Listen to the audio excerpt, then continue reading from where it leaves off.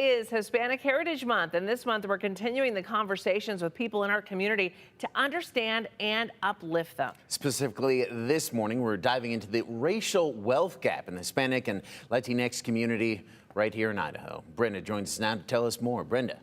Yes, Justin and Maggie. Well, I spoke to a local wealth and financial manager, and he says there are a couple of different areas that make up this gap, including occupation, pay, and education, just to name a few. Building generational wealth is the dream of many Americans, including the Hispanic and Latinx communities here in Idaho. Invest in some way, the retirement plans or out of retirement plans, have some life insurance in place, and then of course, I'm not going to tell them to not buy a house. But for Idaho Latinx and Hispanic communities, attaining that comes with some barriers. Sanchez Financial Group's retirement specialist and wealth manager, Cristian Sanchez, says there are three gaps when it comes to building wealth in that community. The first one, occupation. The Hispanic and Latinx community kind of fall within two areas of occupation. Is typically what I'll find is either somewhere in the agricultural or construction type industries. The Idaho Commission on Hispanic Affairs' latest study shows Hispanics made up 12.5% of Idaho's labor force in 2018.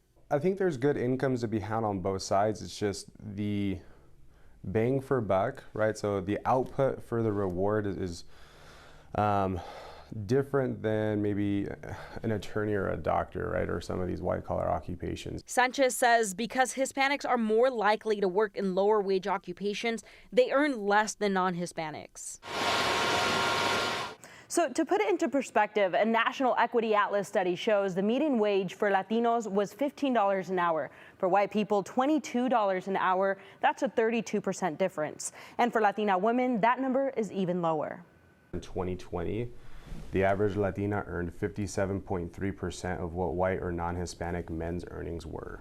Number two, education. But if someone is not in an environment where they're continually learning or getting education on, investments or insurances, that gap starts to widen and widen. And number three, home ownership.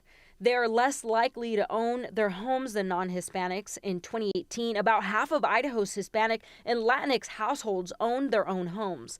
But Sanchez says that's increasing. Or they work to own that home, and that becomes, frankly, one of the largest, if not the largest tool or asset that they have in their estate. Sanchez says it's important for Idaho to put effort into trying to uplift underserved communities that are reaching out to their communities and educating them and helping be financially literate, growing and doing financial planning for generations to come. I just think that everyone would be a little happier.